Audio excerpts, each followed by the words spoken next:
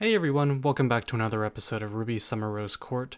To recap where we left off last time, we took a trip to the minor portals, fought off a small grim invasion, and now back in the Rose Castle, Ruby and her court members have discovered a dungeon of sorts, and now we're deciding who should accompany us to its bottom. Let's dive right back in. So the ones coming with me are Glynda and...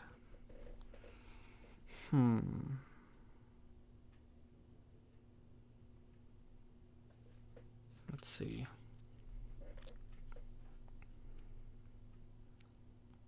Maybe this is kind of like I've been thinking as character interactions as just romantic, but it could be a political thing as well.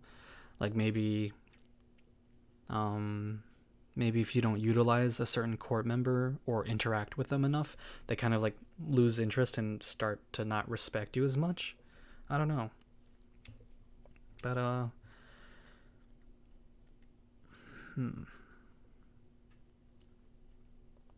maybe Blake, because she has really good hearing and apparently night vision. Blake, I'd like you to come with me. My eyes are adapted to low light environments, so if it gets too dark, I'll help you navigate. Thanks. Oh.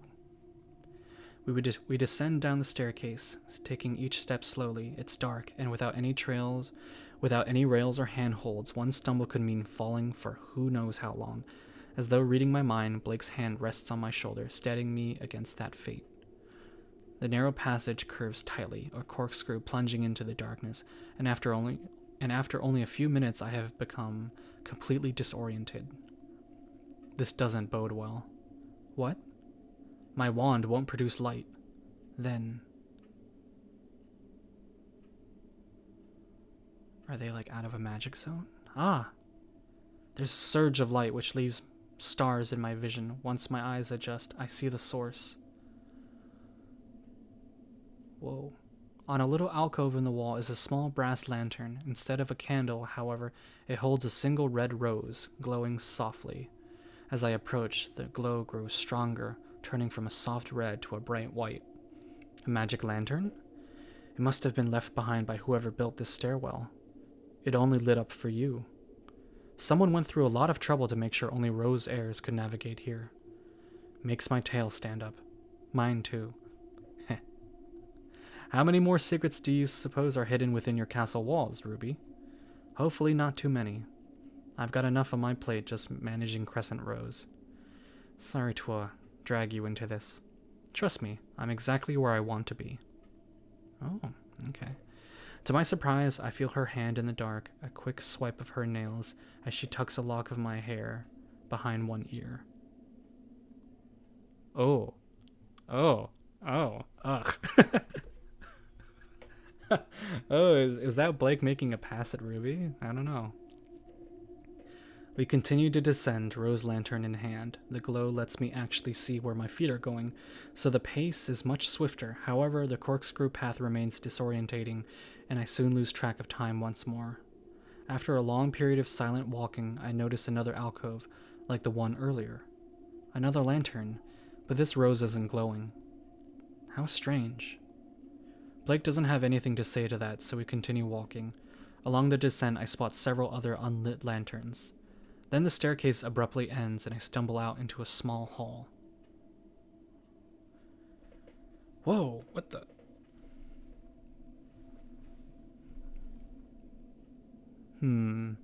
What could this be?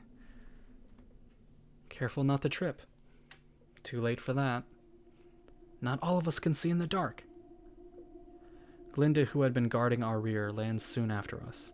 I raise the lantern, casting as much light into my surroundings as possible. What is this place? It's a narrow hall, bare stone walls, and no doors. There's no masonry. The entire room seems hewn out of bare rock. On the far wall, 2 suits of armor stand, as if on guard. This is kind of disappointing, actually. Let's look around.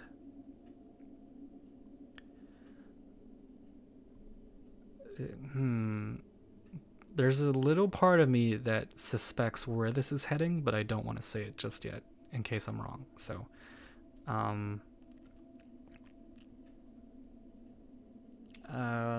Investigate the room first, I guess. Why all this trouble for an empty room? Maybe everything hidden here was already moved out long ago. But the room is so small, there's got to be a secret hiding here. The walls. Standing closer to the walls, I can see withered vines gripping onto the bare rock. They are ashen gray, long dead, but I can tell from the thorns that they had probably once been rose vines. I glance over at the rest of the wall and see similar vines networking out. This room used to be completely filled with roses. Underground? How? Magic, most likely. Did they once glow too, like the one in my lantern? Or did they wait in the darkness all these years for a light that never came? Alright. Investigate the suits of armor. Just regular old suits of armor. Are they supposed to be a decoration, or... They seem solid. Do you think something's inside? I hope not. Your Majesty, take a close look at those suits of armor.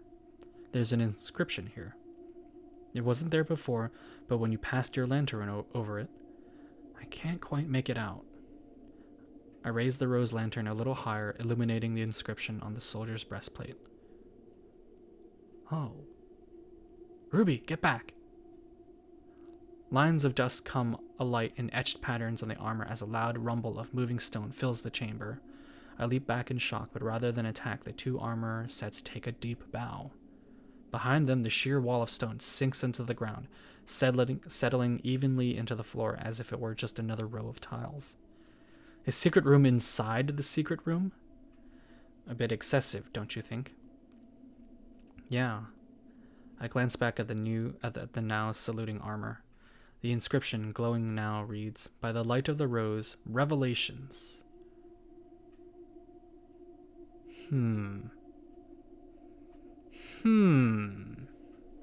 I guess you need this lantern to open the path.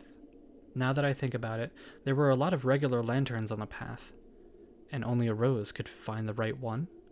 Not a bad puzzle. Let's check it out. We enter the room holding the lamp ahead of us. It's pitch black, with the light of the rose only throwing strangely shaped shadows across the floor. As we continue walking, there's a strange spluttering noise. Oh my god! Boom! Oh, the lights are on. Blake regards the illuminated room silently. The room is large and yet cozy. Ooblik would love it here. The walls are lined with bookshelves and trinkets, some of which are stacked higher than even Yang could reach. A plush carpet stretches along the main length of the room, and there are alcoves leading off to the side, crammed with tables and pieces of armor. Some kind of workshop? But for what? But for what? We should investigate. Let's split up and look for Hey gang, let's split up and look for clues. I guess the order doesn't matter, so let's start with check the bookshelves. I decide to investigate the bookshelves. There's a lot of them, big important looking ones, all bound in dyed leather and embossed with dry, technical names in gold lettering. I run my finger across their spines and leave a clear trail in the dust that's gathered. Speaking of dust, they all seem to focus on dust in some shape or form. It's hard to tell for sure, though. The books seem haphazardly placed into the nooks without care for alphabetical or numerical order. Here, stuffed between Volume 1 and 4 of Empirical Dust Overview, are two dog-leafed copies of the Malachite Myth, the first edition and revised. Malachite, that's the Malachite twins from the Yellow trailer. I've read this one in bits and pieces. It's mostly philosophy, with some conjecture on the nature of aura and its interaction with dust. It isn't on the list of suggested reading I've given you. I didn't do it for homework, it was just interesting to read. But by no means hard research like the rest of the books. What is it doing here? What is this? Blake? Blake is standing in front of a much taller bookshelf further down the room, her golden eyes flashing in anger as she quickly turns the pages of a tattered folio. Arriving at the end, she tosses it on the ground and snatches another, identical to the first. Blake, what's the matter? These are records of experiments. Oh no. She looks up at the bookshelf and I follow her gaze. The shelves stand tall, wide, and full of identical folios. Lots of experiments, and so far all of them have documented the participation of convicts and undesirables. You mean human experimentation? Since when have humans been undesirable? Blake.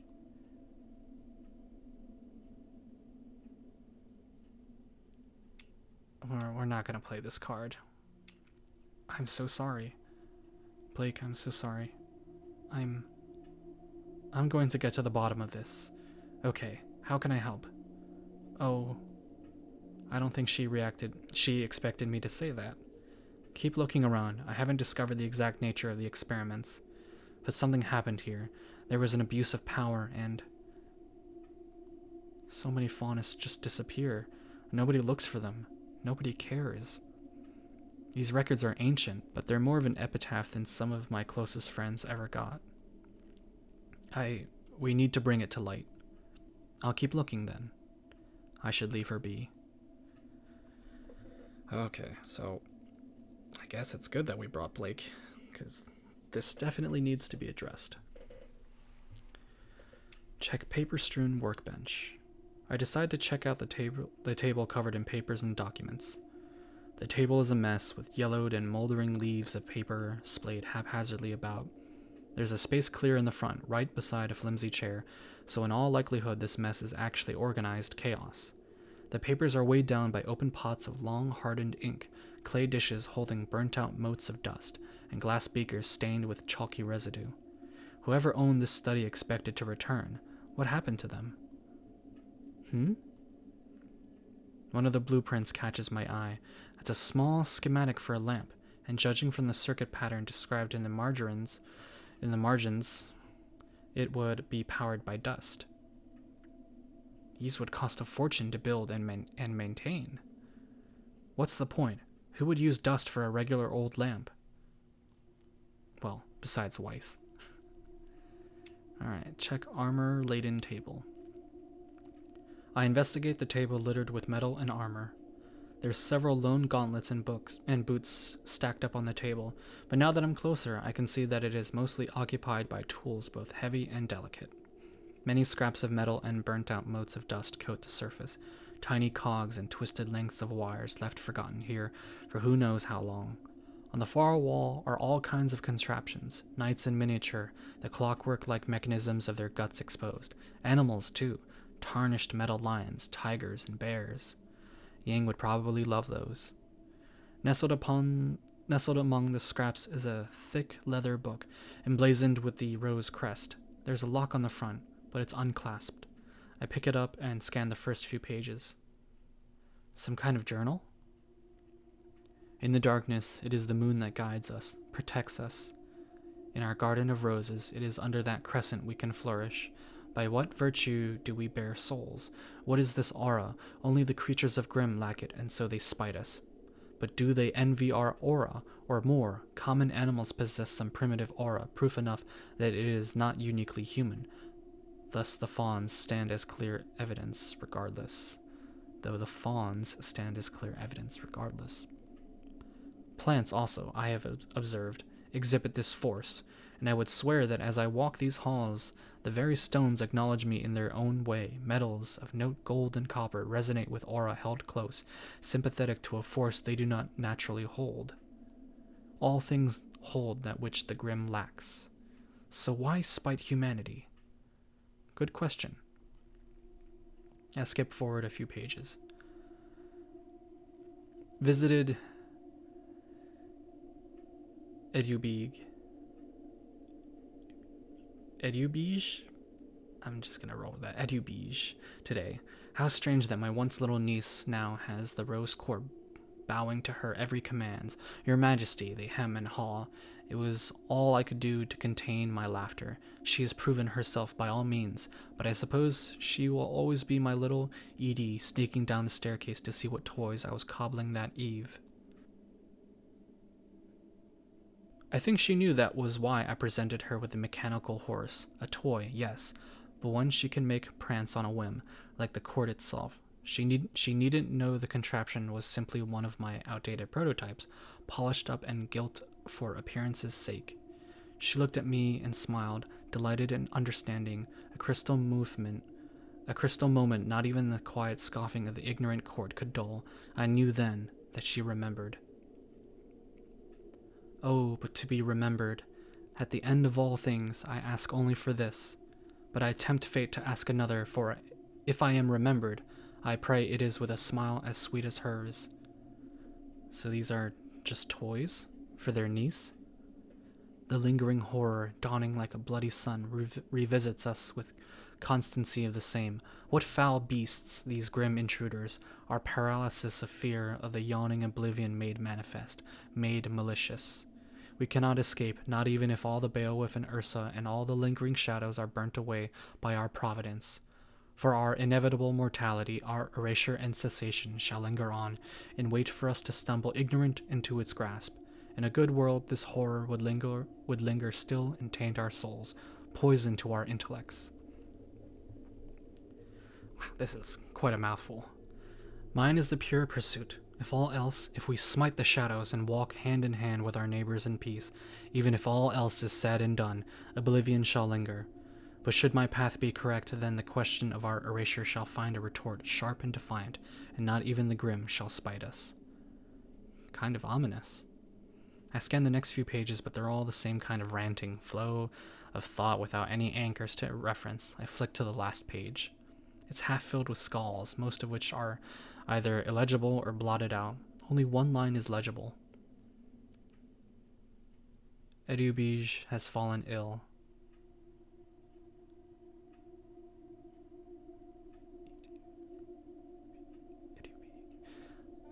I really want to know what's the proper way to pronounce that. Same thing with the first Rose Queen. It's like Rorschach? I don't know. Still no clues about who built this place or what happened. I should keep looking. Check elsewhere. Is there anywhere else I haven't looked? I look up at the top of the room. There's some kind of metal altar or platform set up. Long ago, it must have been artfully nestled among dozens and dozens of roses, but now it's simply tangled in overgrown and subsequently withered vines. There is a small painting or picture frame on the altar.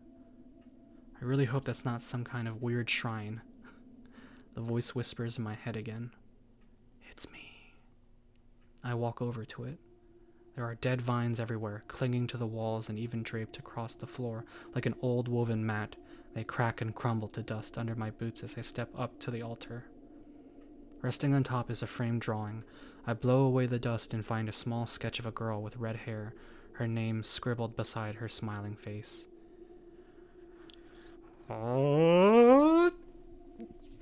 Edubige. God.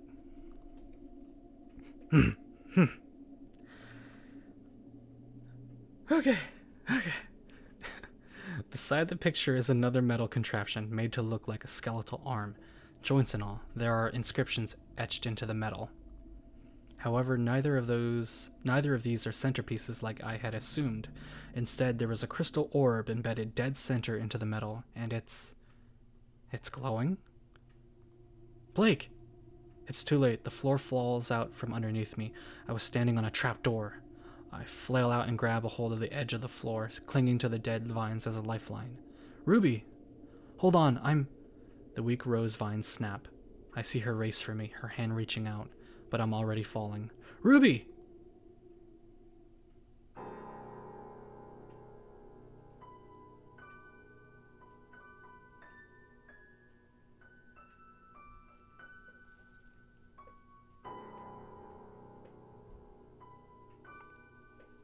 Wake up. Oh, I thought that was text. Okay.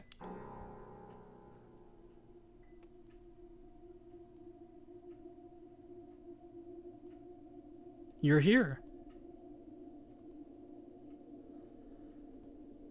Ugh. Did I black out? Ugh, my head. I guess I did. It's a struggle, but I managed to get to my feet. Literally everything hurts, but nothing's broken. And I still have the rose lantern. The flower inside is askew, the glass cracked, and the copper is dented, but other than that, it seems to be in good shape. Thank goodness for small favors, I guess. Where am I? How far did I fall? I looked down at where I landed. It's the wreckage of some kind of platform. There are ropes and chains leading up into the darkness above me. I guess it was a pulley system? A mechanism to get up and down the shaft. The mechanism must have activated before because of my presence, like the nights earlier, but this lift was so old and rotted, it broke. Maybe it was just stable enough for one last rocky journey. Whatever the case, there's no way back up.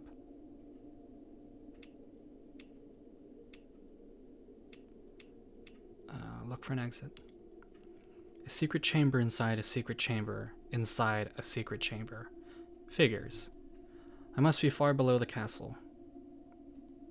There must be another exit somewhere. I raise my lantern and look around. The space is narrow and carved right out of the rock, clearly a personal lobby for the ruined lift. On the other side of the room is a door. I head through. You're here, at last.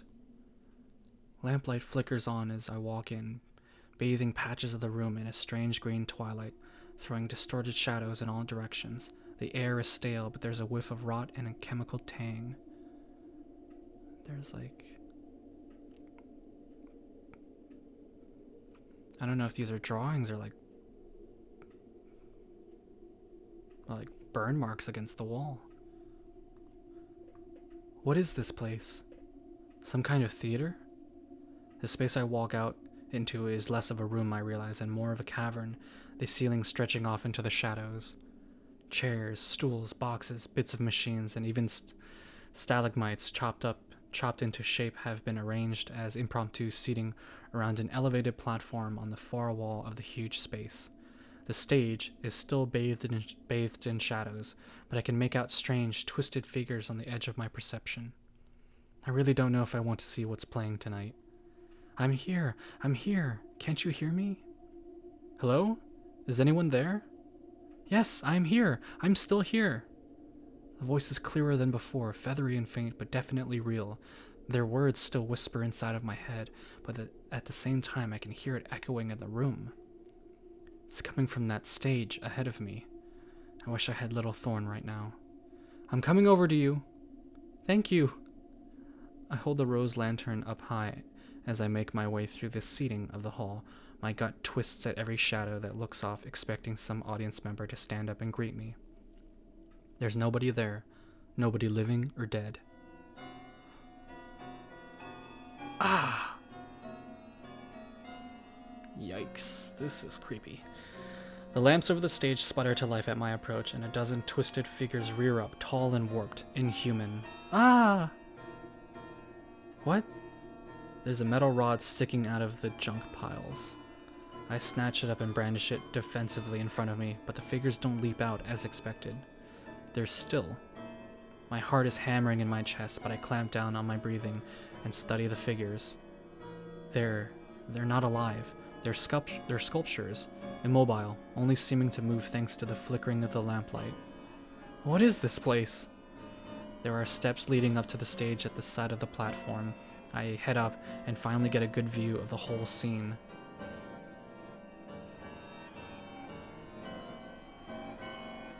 Is there someone sleeping? Is this Snow White and the Seven Dwarfs? Because it's a glass container and everything. There are at least a dozen sculptures cobbled together like the seating, suits of armor, broken mannequins, bits of wood nailed together, and metal twisted up into the shape of people, all dressed in crude facsimile of high society. There are at least a dozen sculptures cobbled together like the seating, suits of armor, broken mannequins, bits of wood nailed together, and metal twisted up into the shape of people, all dressed in crude facsimile of high society. Each one has a rose tucked somewhere on their, for a lack of better word, person. Is this supposed to be a summer rose court? The crude court members are all frozen in pictures of grief and lamentation. The ones that shocked me earlier have their hands raging against the sky, while others are weeping at the foot of a bed. The bed is a narrow and draped The bed is narrow and draped with now moldering satin sheets. Resting atop is a glass box.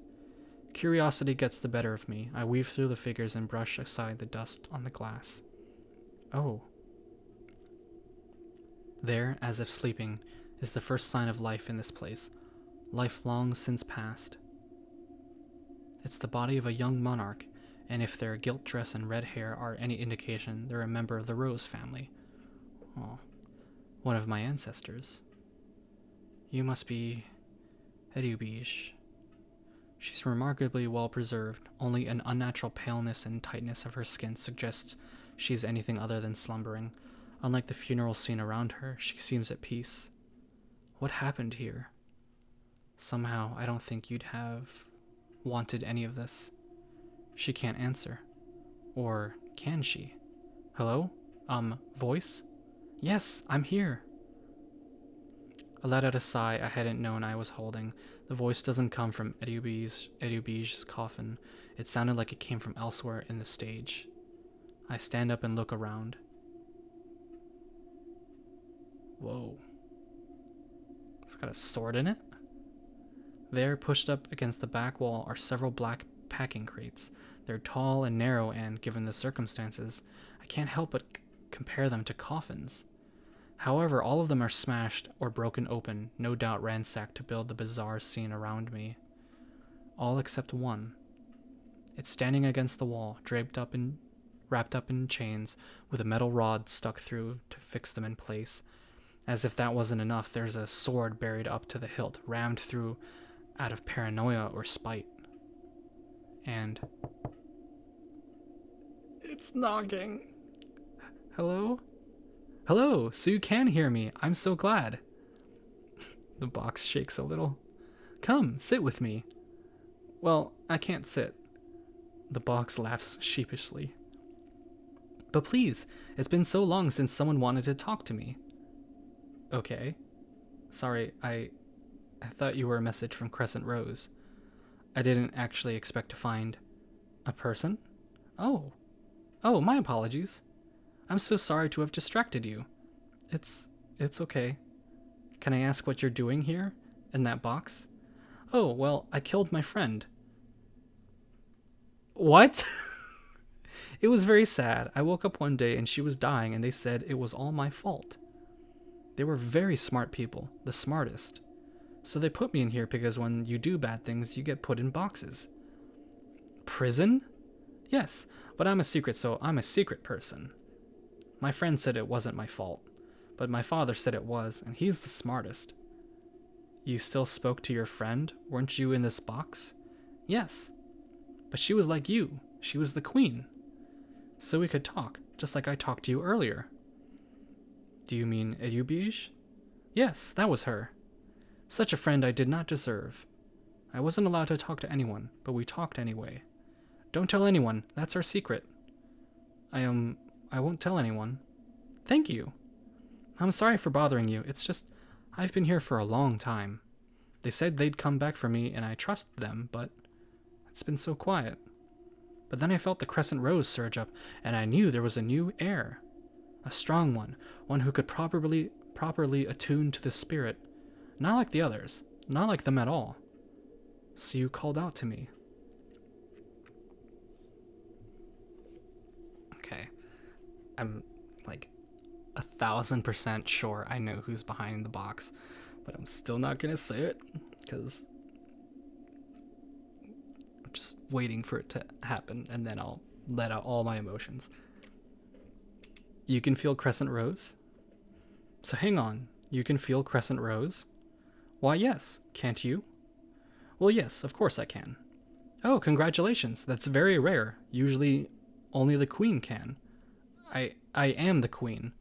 Well, then that explains how you felt Crescent Rose. Marvelous. What are you? Lots of things. I'm a good listener. I'm great at I Spy. I'm the lab's record holder and counting. I got past 260 once, you know? No. I mean, what are you? Are you a ghost? I don't think so. If I were, they wouldn't have been happy and not put me here. So what are you? I don't know. I never asked. It's not something you really ask about, isn't it? Fascinating. How long have you been here? How long have you been waiting? Oh, a very long time. But I fell asleep for a lot of it. Not much to do except sleep with this sword in me. The sword is keeping you there? Does it hurt? Why, yes. It's killing me, in fact. It's quite the contraption. But too much of anything is bad for you, they say, so it's to be expected. I feel like I've learned a lot. Oh, I'm glad. Can I ask a question of my own? Sure, why not? It's something my friend said to me once. Laws are there to protect people and punish people who do bad things, but they have to be fair laws. I killed her, and so they put me here for a long, long time. But is that fair? Well, if you did kill her, that's a crime called regicide. It's very serious. But it sounds like you never got a trial? What's a trial? Definitely didn't get a trial. As far as I know, the punishment for murder is life imprisonment. Life being about 60 years. How long have you been in this box? I don't know. But, After my friend Edubige passed away, I felt 4 new roses attuned to the throne. 5, perhaps. Then I fell asleep because nobody could hear me. So there might have been many more. I woke up because of you.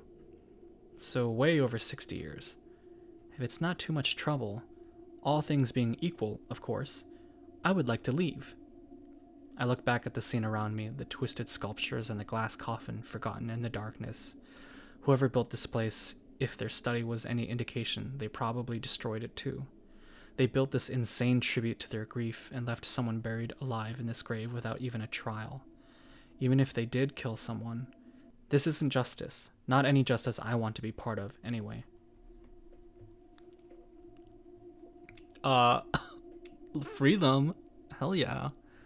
This isn't right. I know it's a huge gamble, but whatever your crime, you've been punished enough. I'll let you out as long as you promise to, be good and follow my lead. Oh, absolutely.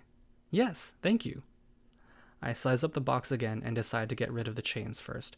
It takes little effort to shimmy out of the bar holding them in place, and once removed, they simply fall to the ground. Now for the sword. Carefully, I take the grip of the sword and tug once. Ow! Sorry. It's okay. It just surprised me. Keep going. It hurts, but I'm interested to see if it will hurt less when it's out. Okay. I tug at the sword again, more carefully this time. It's pretty wedged into the wood, not to mention the prisoner's body. The mental image makes me shudder. It's stuck. I'm going to have to pull harder. Tell me when you're ready. Their reply is instant. Ready. Oh. Okay. I wrap both hands around the grip and brace one leg against the box. 3, 2, 1. I pull as level and smoothly as possible, and the sword starts to slide out. I feel a dull thud against the box as the prisoner is yanked forward, and then a resistance. It feels like they're arching backwards, trying to help. It's almost out. The voice is pained, but I know I can't stop now. They're almost free. Got it. The sword slips out and I tumble backwards with it, landing gracelessly on my rear. Ow! I scramble back to my feet just in time to see the box shutter. The front panel of the box is pushed out, boards creaking as one by one the nails keeping it shut lose their grip on the wood.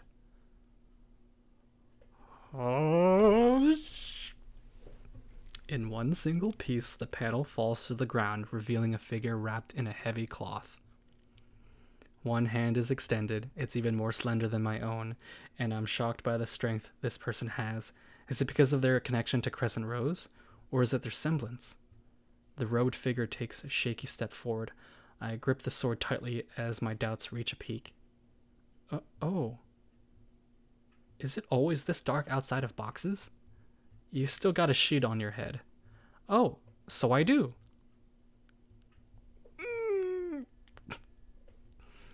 The figure scrambles, hands waving as they try to figure out how to untangle themselves from the cloth. After a minute, I'm about to step in and help, but they manage to find the edge and pull themselves out. Ah! It's Penny! It's her! It's her with a capital H. I've seen, like, kind of spoilers on Tumblr and such, and I've tried so hard to avoid them. But oh my god, it's Penny! It's Penny! And she's so beautiful! Oh my god. Oh my god, it's Penny! She's so...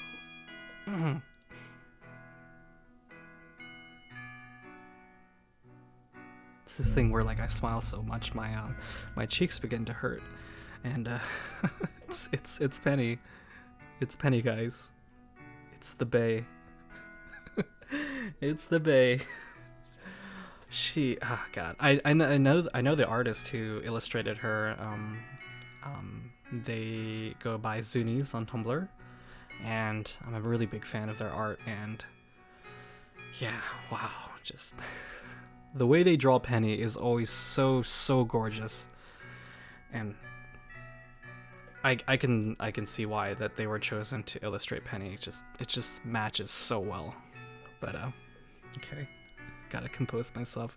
Gotta keep this let's play keep going. Words, what are words? Okay.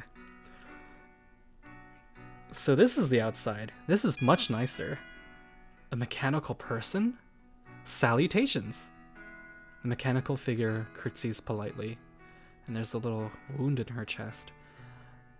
My name is Miss Pendrake, humble servant of the Rose family. But please, call me Penny. Oh, that smile! Protect that smile, Ruby. She's so pretty! Oh my god, she's so pretty! She's so pretty! She is so pretty. It's...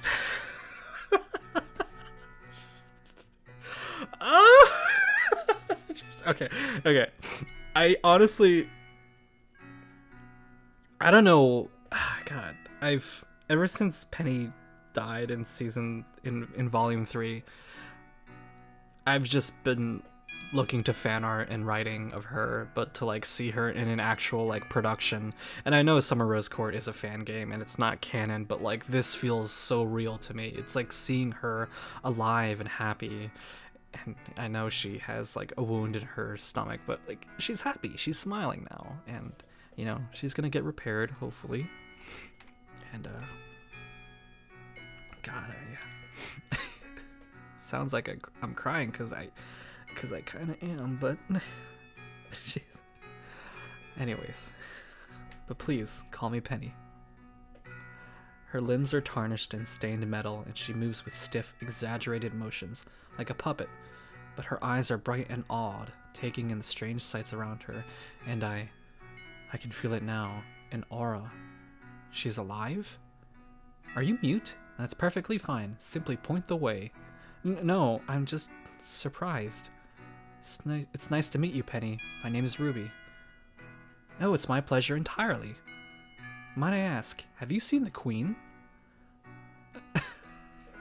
Penny, I'm the Queen. We were talking just a second ago. Oh, I thought you sounded familiar.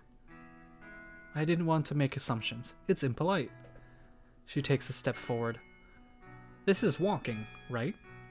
Pleased, she takes another. How fun. Oh, little, like, starry eyes. Oh, God. I notice there's a hole in her midsection, the stab wound from the sword. It's oozing some kind of liquid, tinged green in the lamplight. Sure, she's some kind of metal person, but that can't be good for anyone. Penny? I think you're bleeding. Oh, there's a hole in me. Not to worry, you may not have noticed, but my body's closer to that of an automaton than a human. What would be a serious injury to others is but a scratch to... Dear me! She stumbles, falling to one knee, and I rush forward to support her. I manage to steady her before she completely collapses, but she's heavy. Oof, you really are made of metal. My apologies. My energy distribution seems to be fluctuating.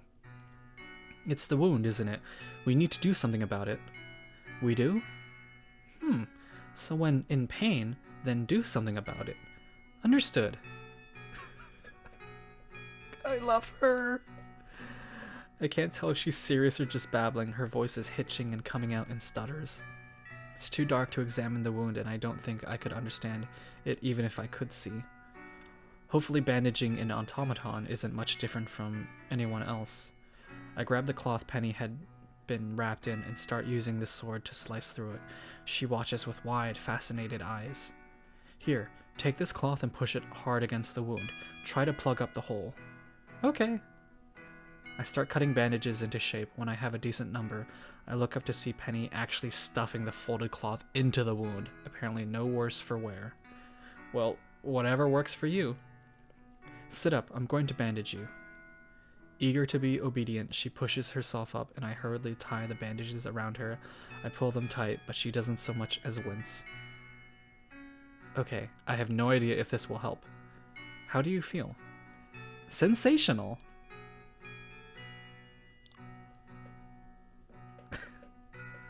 When she stands up, she's still wobbling, but she seems steadier than before. I feel more stable now. So this is where I've been sleeping all this time. Oh, it's the laboratory. Whatever has happened to it? The lights used to be so bright, white and amber. She starts wandering around, examining the whole room. And where have all the machines gone? Hardly any science can be done with so little equipment. I'll take your word for it. I don't know why everything here was torn up and tuned and turned into this weird theater. Oh, my friend spoke to me of theaters, so this is a theater now. Or rather, a facsimile. Aw. Penny seems troubled.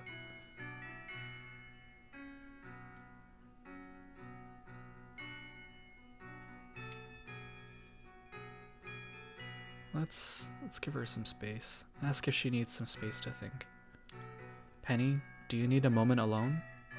No, I've had enough of that. I didn't mean I'd leave you behind. You just looked like you needed some space to think. I think that it would be nice to leave. I've never been outside the laboratory. It will be an adventure. Okay, let's go. I look around. Dead ahead is the doorway I came in from. It looks like there's a passage hidden in the shadows over to my right. There's no other paths or doors. It must be the exit. Ah! I walk into the darkness, Penny half a step behind. No lamps burst into light, so I hold the rose lantern in front of me, trying to peer ahead. All I can see, however, are the rough cave walls around me, framing the pitch-black path like the maw of a grim. Do you know if this is the right way or not? I'm sorry, I don't. But this does seem to be where many of the scientists would come out of every day. So it's got to lead somewhere. We fall into silence as we walk. How long is this passage? The biggest mystery here is how they had any time to work with this commute. Penny? They forgot. They really forgot about me, didn't they? I don't know, Penny. Maybe they had a reason. Oh, maybe it's because I'm very small. I don't take up much space, and sometimes people forget the small things. My friend Edubige said that once. Maybe they couldn't return. What do you mean? I found a study connected to the lab. It was like whoever owned it just walked out for some air. It doesn't explain why the laboratory was torn up like that. But there might be answers out there. She falls quiet, not responding for a while. Then something ahead catches her attention. Hey, look! The exit! Really? Penny's eyes must be sharper than mine because it takes her explanation to help me realize that the wall of darkness has given way to a sturdy set of stone doors. As I approach, a faded rose sigil etched into each door flares to life. The doors shudder and squeal, the unseen mechanisms in the wall protesting after so many years of disuse. It's really decayed. I can't believe it still works. Something snaps, and the light of the door abruptly splutters out. Well, sort of. Do you think that gap is big enough to squeeze through? It seems to be. Poor thing. Used up the last of its energy to let us out. Sleep well, Sir Door. Sir Door. I'm amazed it was still working at all. Many things woke when you took the throne, Ruby. Like me, and the Crescent Rose, and the doors? Yes, the doors, also. You're very popular. Well, lucky me then. I think I see some light up ahead. We're out. Yay! Our pace quickens until we're both half jogging, rushing out into the ring of light at the end of the tunnel. Cool air hits me, a blessed change from the stale dankness of the hidden chamber. We're in a forest. It must be the forest across the lake. I look around to get my bearings and see that Penny is stock still behind me, mouth agape and eyes wide. This is the first time she's seen anything outside a laboratory. Welcome to the outside, Penny. Do you like it? It's very different. These are trees, and there's so many. Is this a forest? Yep, and I think I know where we are too. Follow me. Affirmative. There it is. This is the same road we used to get to Beacon from the desert. We're only about an hour's walk away. Thank goodness. I'm actually relieved. Last time I was here, I don't think I could have been dreading it more. It's beautiful. Though I think I need to sit down now. She's wobbling on her feet. I glance down at her bandage, but it seems to be holding up. Maybe she's tired? I have no idea how her body works. Sure, take your time. Today must be pretty overwhelming. She smiles as she rests down on the grass, facing the view of the castle on the lake. This is more than I can ask for. But even so, can I ask for one more thing? May I stay with you for a while longer? I didn't break you out of that crate just to send you away now. That castle can be your new home, if you'd like. My family did something terrible to you, and I want to make it right. We'll find you some answers. I would like that. Thank you. Silence falls over us again. Penny looks like she's resting, so I step back and head to the path. There might be someone passing by in a wagon or carriage that could give us a ride back into the city. My luck holds true. There's a small plume of dust, not too far off, a sign of a traveler on horseback. I hope it's not bandits. Nobody would pull anything this close to the city, right? I clutch the tarnished sword at my hip. Nonetheless, it's not Little Thorn, but between it and my aura, I'll be able to handle a little trouble. Ruby? The rider calls out my name to my surprise. Closer now, I recognize their wild mane of blonde hair. Yang! Yang! I step out and wave my hands to get her attention. She spots me, waving back frantically as she's jostled by Celica racing at full speed.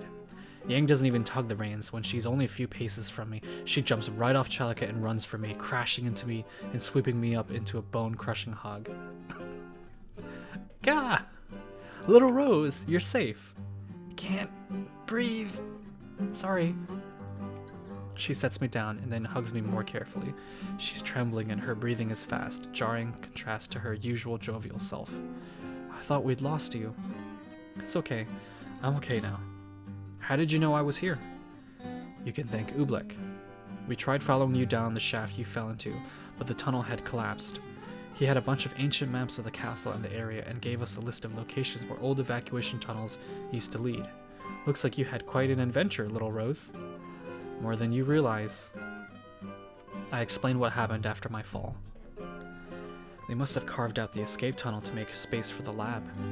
It's kind of quiet out here, so it makes sense why nobody in the castle remembers it. And they built a mechanical girl that can talk? She's just over here. I'll introduce you to her. Yang looks skeptical, and I can't really blame her. I'm still wrapping my head around it too. But Penny can speak for herself, so I lead Yang back to where Penny is resting. Penny, look who... Penny! Penny is slumped in a heap on the grass, unmoving. I rush to her side, with a confused Yang following quickly behind me. Penny, what's happened? Is it the wound? Yang, help me prop her up. Sure. Together we heave Penny into a sitting position as gently as we can in spite of her weight.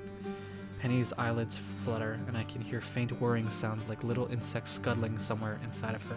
Her green eyes are dim, but she manages to turn them towards mine.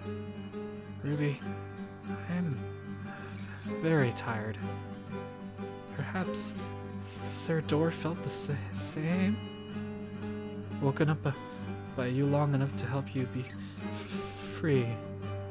I think I might not have been sleeping all this time. Penny, stay with me. What's the matter with her? I don't know. I don't know how she works. But there's notes in the study. Yang, we need to get her back to the castle right now. We'll put her on Chelican. Then let's go. Penny, you're going to be okay. Understood. No time to waste. Gotta protect the girlfriend. Sorry. It's just... Actually, you know what? No, I'm not sorry. No, I've been waiting for this for a very, very long time, so no. My sudden return causes ripples of confusion and excitement through the city, riding on the back of a dragon with a stranger in tow. We move through the roads without stopping until we reach the castle courtyard, where Ozpin is waiting to greet us. Your Majesty, it's a great relief to see you unharmed. Someone from the gate said you found a wounded person out in the forest? Yes, but it's complicated. It's best if you saw for yourself. I quickly explain about Penny as castle guards bring her inside on a stretcher. Ozpin's expression changes from surprise to a deep frown as he studies Penny. How fascinating. I've seen simple automatons move with aura, but nothing this complex.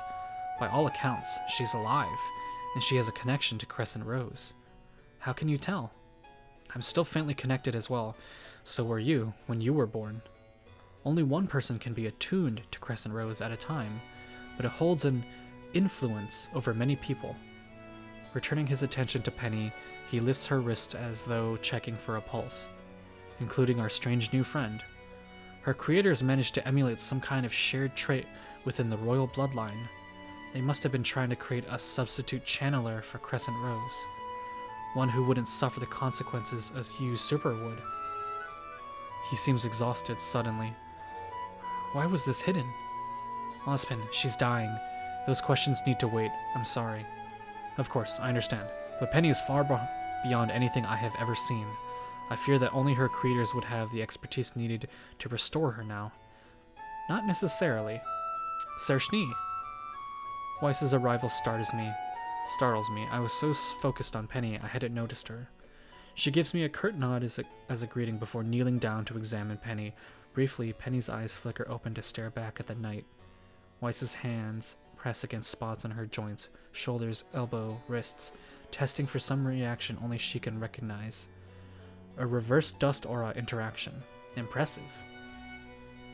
Do you know how to help her? Perhaps. After you fell and the search party was sent out, I looked through that hidden study for any clues that might help us. There were a great deal of notes on automatons. I see them echoed here. This girl is the culmination of their research. Between that documentation and a closer study of her mechanics, Weiss stands and points at the guards. Bring her to the lab. Send for Ublek as well. Ask him to bring the documents we recovered. Sershni, thank you. It's too early for thanks. But I should be able to stabilize her. It will buy us enough time to develop a long-term solution. Weiss nods at me once more and exits, trailed by the guards carrying Penny. I smile in encouragement at Penny, who smiles back before disappearing down the hall. That's so cute. Should I go with them? Yeah. Yang, let me go, please. No way, you look like you're about to collapse. You won't be much good as moral support if they have to keep telling you to take a nap. Not sure what she means at first, I glance down at my hands to see they are trembling faintly. The adrenaline is fading, and I'm beginning to feel the ever-present pressure of Crescent Rose, weighing me down again. I suppose not. We'll need to discuss the particulars of what you discovered as soon as you are able, but by all means, rest first. No, I'm okay. It's better for me if I fill you in while it's still fresh in my mind. Very well, shall we at least discuss it somewhere more comfortable? Let's go to the library.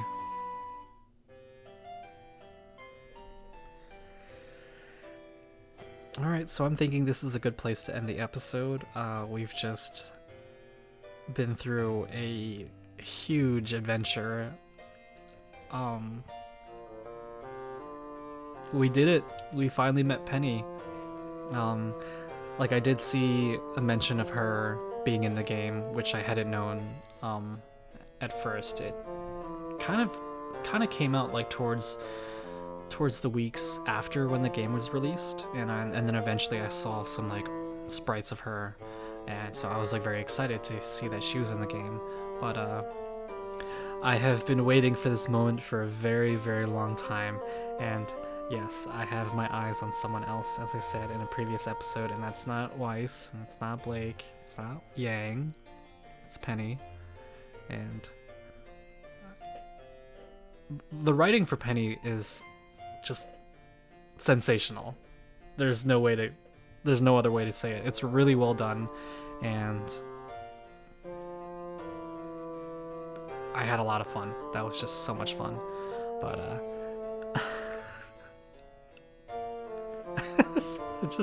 I can't help but smile. Like I'm just like smiling so hard right now, and like my cheeks hurt so much, but I'm so glad to have seen her, and that kind of backstory with her and the Rose Queen that she apparently killed. That's really fascinating. Anyways, thank you all so much for watching, and I'll see you on the next episode of Ruby Summer Rose Court. Until then. You so fucking precious when you smile. Yeah. Girl, I lose myself up in those eyes.